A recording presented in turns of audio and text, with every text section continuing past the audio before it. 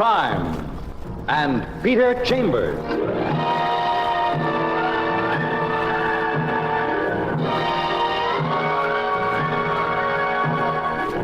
Created by Henry Kane, transcribed and starring Dane Clark. Private investigator, duly licensed and duly sworn, Peter Chambers.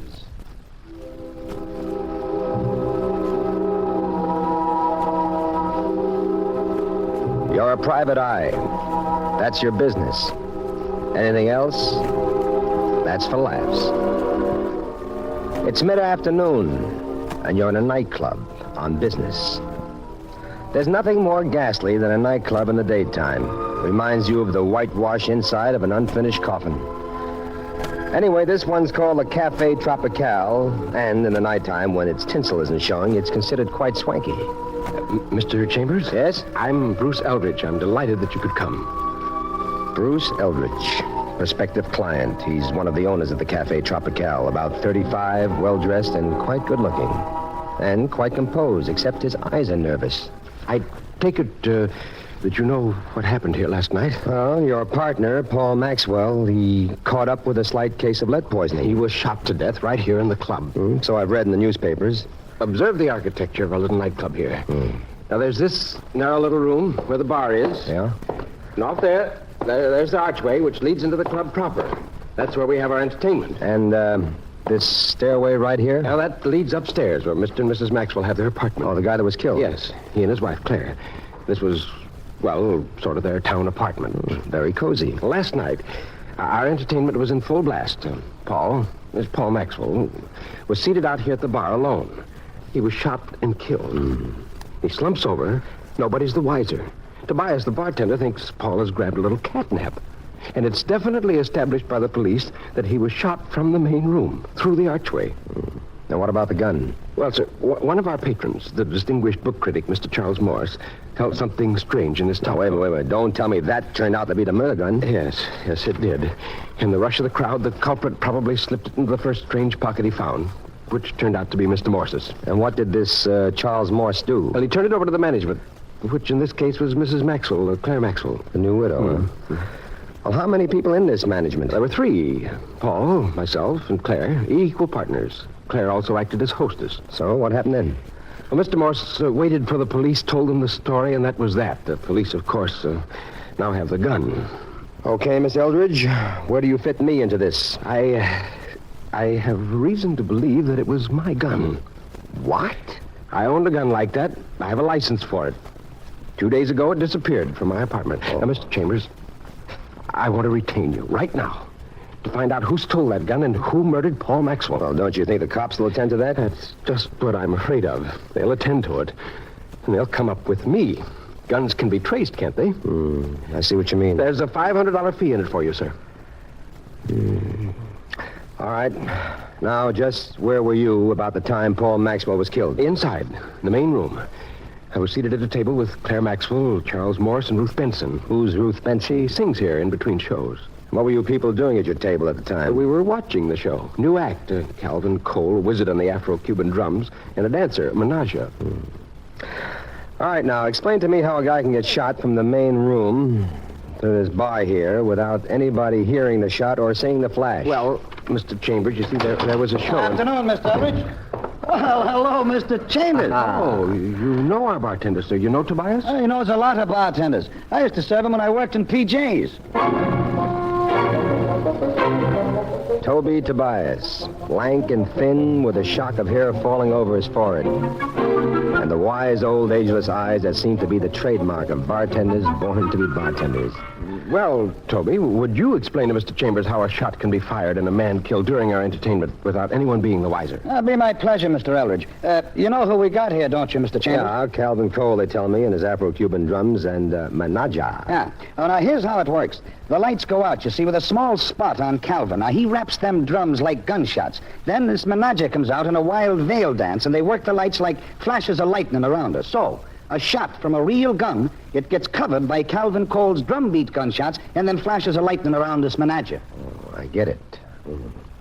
Is Mrs. Claire Maxwell upstairs? Yeah, she is. Is it okay, Eldridge, if I go up and see her? I don't see why not. Well, thanks. It's the door at the head of the stairs. Yes? Who is it? Mr. Eldridge said I could speak with you. May I come in?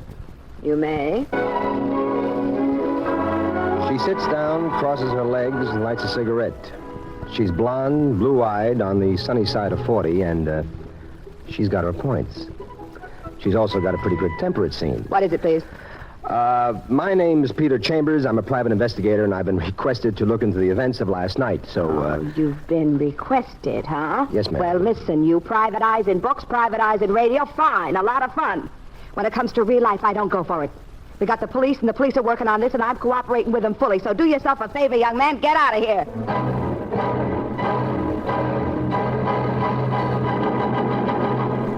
You do yourself a favor, and you get all the way downtown to police headquarters, to the office of Detective Lieutenant Louis Parker, cop, gentleman, and good friend. Hiya, Peter Piper. Afternoon, Lieutenant. Oh, I detect a real sweet note in your voice. Okay, what client is paying you how much for you to find out from us what he could have found out for himself? Huh? You know the usual cry of the private eye. It's confidential. All right, young fella, what are you working on? I'm working on that shooting last night at the Cafe Tropical. Did you trace the murder gun yet? No, but we're working on it. Real interesting case, Pete. How so? Know the details? I know he was shot from the main room all the way out to the bar while the drum guy was working. The dame with the lightning was dancing. Yeah. One bullet, one shot. That finished him. You know anything about trajectory, Pete? An angle of entrance? Hey, them's fancy words. I got them from my science boys. Trajectory tells you about the flight of a bullet. Angle of entrance tells you from what direction the bullet came. And my science boys measured it perfectly. It eliminated everybody in that main room except a group around one table. And what table was that? The one Bruce Eldridge was at. There's no question the bullet came from that room, from that table. No powder marks on the body, distance estimated, trajectory, angle of entrance, perfect, everything. Well, all you had around that table were Bruce Eldridge, Claire Maxwell, Charles Morse, and Ruth Benson. Mm-hmm. And one of those is eliminated. Which one? Ruth Benson. She left the room while Maxwell was still alive, went upstairs, powder room. Well, does she know that she's eliminated yet? No, Pete. I like to keep them all guessing, you know. Claire Maxwell, the wife, Charles Morse, a book critic, and Bruce Eldridge's partner. Well, it certainly narrows them down. To what? The wife? Why should she? She's married to a rich man. She's sitting pretty. The book critic? Why should he? If he were the murderer, would he plant the murder gun in his own pocket? The partner? Why should he? Paul Maxwell is the brains of Cafe Tropical, and the operation is making money, Pete. Well, how about prints on the gun? Yeah, smudges. Look, Louis, I'd like... Yeah, there's a request for a favor coming up, huh? Well, two things. One, I'm going up to interview Ruth Benson. Can I tell her that you've eliminated her as a suspect? Well, it'll make a real big Sherlock out of me, and it'll make for her cooperation. Yeah, well, you talked me into it, Pete. I have to break it to all of them sooner or later. What is the second favor? Well, the addresses of the interested parties. Ah, it's an easy one for a change.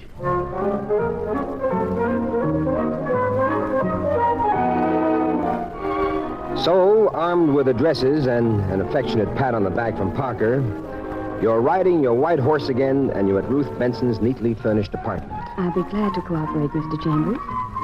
Please make yourself comfortable. A brunette with glistening black hair and glistening black eyes, and more curves than the Indiana Raceway.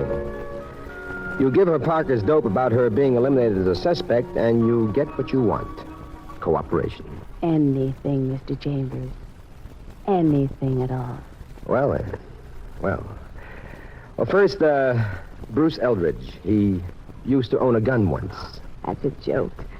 I know about that gun. Would you break that down for me a little? Well, about 2 weeks ago, I was at his place. Bruce writes beautiful music, and I'm a singer, you know. And Yeah, I understand. we were out on the terrace, and he brought out that gun of his, and by accident went off. And guess what? I give up. He fainted dead away. Guy's got a phobia. As a matter of fact, when Paul Maxwell found out I'd been at Bruce's apartment, he raised the roof. And what did he raise the roof about? Oh, well, Paul and I, we, sort of had a thing going. And Paul and Bruce, was this thing what they argued about? Mm-hmm. when it's ridiculous. Bruce was perfectly innocent of any wrong intention. Of course. Well, Miss Benson, thank you very kindly. Not at all, Mr. Chambers.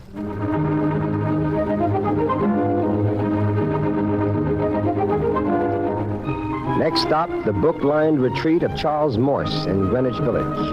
I welcome this visitor. I've always been keenly interested in the myriad and varied operations of the private investigator.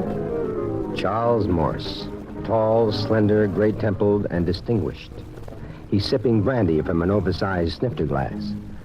A drink, perhaps, Mr. Chambers? No, thank you. Oh, shall we get on, then? Mr. Morse, are you a frequent customer at the Cafe Tropical? Frequent and regular. An ardent patron, shall we say. Good. A man of your intelligence, it's a help. So how come you're so good a patron of a saloon? Well, sir, it's difficult to put it into words, but I'll certainly try. Well, that's real sporting of you, sir. Are you perhaps chiding me? No, I ain't doing a thing except fishnetting for facts. Well, about my being a patron of saloons, let me see now. A good many of us, you see, in my profession, book critics, are frustrated writers, and I'll admit to being one of those. Our creative abilities just do not measure up to our desires. So I'm a rather heavy drinker, and in consequence, an excellent customer of watering spots like Cafe Tropical. Good enough. Do you know anything of a scrap between Paul and Bruce Eldridge? No, I do not. All right, then, Mr. Morse. Thanks for the use of the hall. Well, it was most stimulating, Mr. Chambers. I'm at the cafe almost every night, you know, so if you have any further need of my assistance in any way at all, please don't hesitate.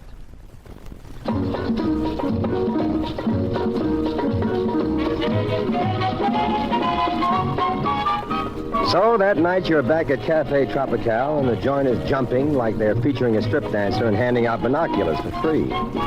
You're greeted by Bruce Eldridge. Evening, Mr. Chambers. Hey, wow. Oh, nothing like a murder to drum up business. Quite macabre tonight, aren't you, Mr. Chambers? Macabre. Everybody in this cast of characters makes with the big words. You, that Charlie Morse. You mind if I go in the bar and mix with a hoi polloi like Toby Tobias? Don't mind in the least, Mr. Chambers. Oh, hiya, Shamus. How's the Shamus business? How's with the bartending business? It stinks, too. But if I play me cards right, I'm getting out of it. Well, before we go any further in this colloquy, point of order. Yeah? Scotch and soda. Coming at you, Mr. Chambers. And now, what's with your imminent retirement? Listen hard, Mr. Chambers. Because either I make it or you make it. Look, Tobias, it's a little late for riddles. This is a moment of relaxation for me. It's about this here case you're working on. Oh, well, talk it up, Tobias, my lad. Now, if I spill the dope I got, this whole case becomes a hanger for you. So, spill. Now, I ain't spilling yet, but I got a hunch I know just what this thing is all about. Now, that kind of information is good for a little payola from a certain party. Enough payola for me to retire. So tonight, I make me play. I'm off tonight at 11, and then I make me little old play. If your little old play backfires? Then I'm calling on you at home, on the phone. And with the info I got for you, you're going to turn out to be a big hero. How much you asking for, Toby? 10,000 smackers. And the party's getting off cheap. Excuse me for now, Mr. Chambers. I got to go to work. And don't forget to be home come 11 o'clock.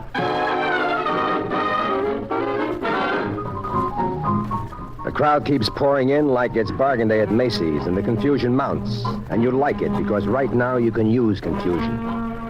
It gives you a chance to slip off your bar stool and slip up the stairs. The door to Claire Maxwell's room isn't locked. And inside you do a rapid search. And out of a dresser drawer, you come up with an interesting item. An expensive, heavy gold medal.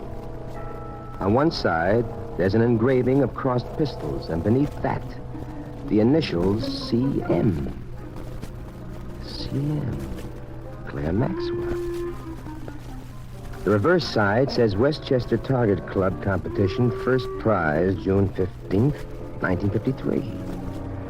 You slip the medal in your pocket, and you're ready for a further gander when... What's going on here? Claire Maxwell. Indignation in her eyes, and much worse, an automatic in her hand. Big, black, deadly. Are you looking for something, Mr. Chambers? Nothing special, Mrs. Then Maxwell. get out of here quickly, please. I'm not finished yet, Mrs. You're Maxwell. finished, or you will be. Look, I got a right to shoot. You're a trespasser here. Now, don't come a step nearer, or I'll shoot.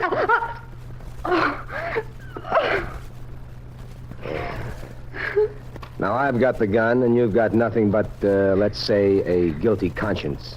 Because you meant to shoot. Get out! Get out! A little lesson first, Mrs. Maxwell. Right here, see? You see? This is a safety catch. The gun don't go off unless the safety catch is unhooked. That's for next time. Now, for now, I take the clip out, throw your gun back to you like so, and I say, bye now.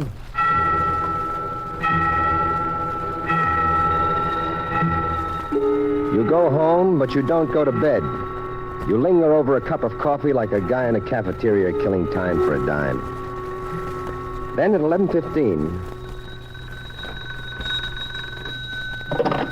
Hello? Mr. Chambers. Yeah? Toby. Now, look, the party give me a bellyache, so now I give the party a bellyache. Where are you at, the Tropical? No. I'm in a little broken-down saloon on 3rd Avenue and 56th. I want you to meet me here right away. Oh, what happened to your retirement plans, Toby? I ain't going to retire, but the party is. The party is going to retire for good. But... Now, come on down here, Mr. Chambers, and listen to Toby make like a canary. The name of this joint... Hello? Toby! Toby! You get to 56th and 3rd fast, but not fast enough because the cops are there already. And the boss man is Louis Parker. You set him up on the facts. And it's directly connected with the other thing, right? Couldn't be righter, Louis. Any idea who that certain party was? No idea at all. Any witnesses to this shooting? No, nothing. Well, look, Pete, it's late. No use you knocking yourself out on this one. Go home, go to sleep. We'll be in touch. I think you're right, Louis. Oh, by the way, you traced that gun yet? Gun? What gun? You know, the gun in the other shooting, the Paul Maxwell deal. Look, what's with guns? What's your interest? Nothing, just asking. Look, stop bothering me with guns now. Huh? I got work to do.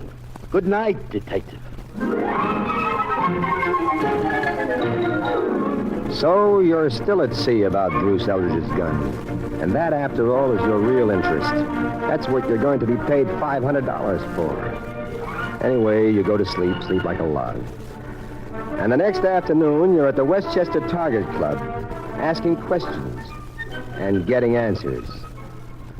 You're back in Manhattan now and ready for the wrap-up. You put in a call to Parker, and comes nighttime, you're a saloon goer again. Cafe Tropical. Any news for me, Mr. Chambers? Sir Eldridge, could we talk somewhere alone? Sure, come on upstairs. Charlie Morse show up yet? Expect him practically any moment. Do you want to talk to him, too? Don't mind if I do. All right, I'll leave word down here for him.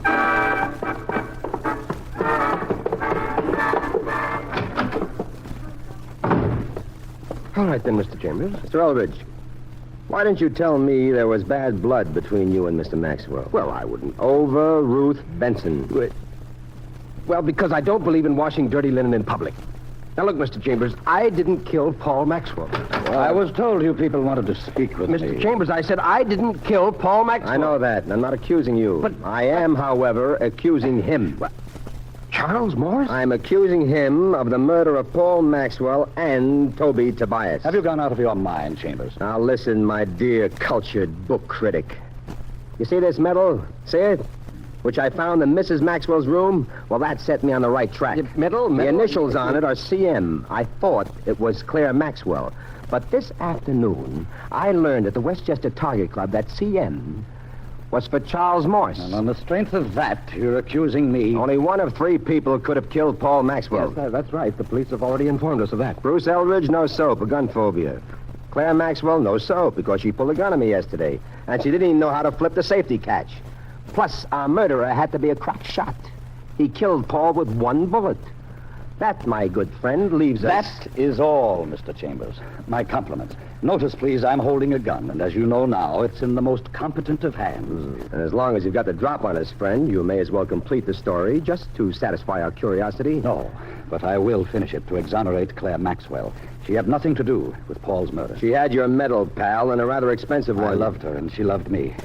We asked Paul, we begged Paul for a divorce, but he wouldn't accede, so I figured out the next best way. And when Tobias with the big eyes added 2 and 2 together and tried blackmail... I was then compelled to dispose of Tobias, too. And now, what kind of chance do you think you have now? I don't know, but I'll find out. I intend to make a run for it. So, I back to the door. And remember, gentlemen... Okay, Charlie, drop the gun. Charles Morse may have won a medal, but Parker has won many medals. Anyway, in the exchange of gunfire, Morse winds up with a leaking shoulder, and Parker winds up with a wide smile. And the next day, seated in your office, you thank Louis Parker for his nick-of-time heroics, and you're back to your favorite subject. Louis, just for kicks, was that original gun traced yet? No, and I got it right here. My bet is he bought it in the hock shop.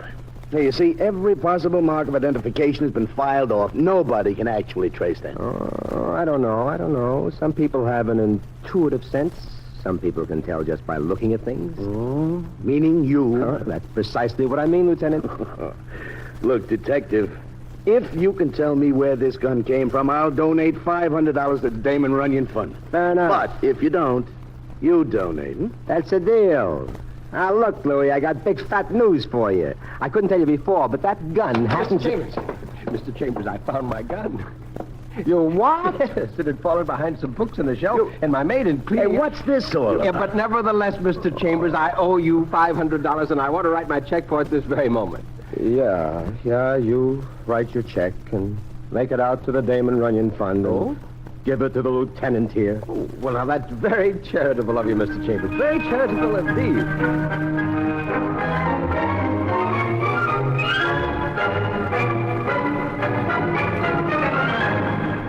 And there you've had Crime and Peter Chambers.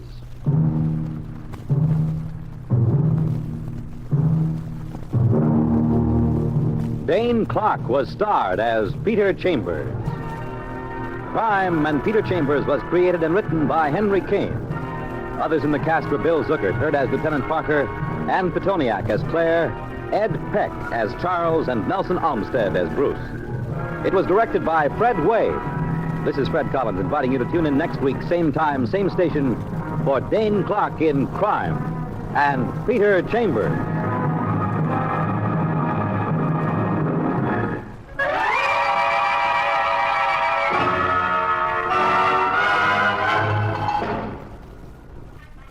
Crime and Peter Chambers has come to you through the worldwide facilities of the United States Armed Forces Radio and Television Service.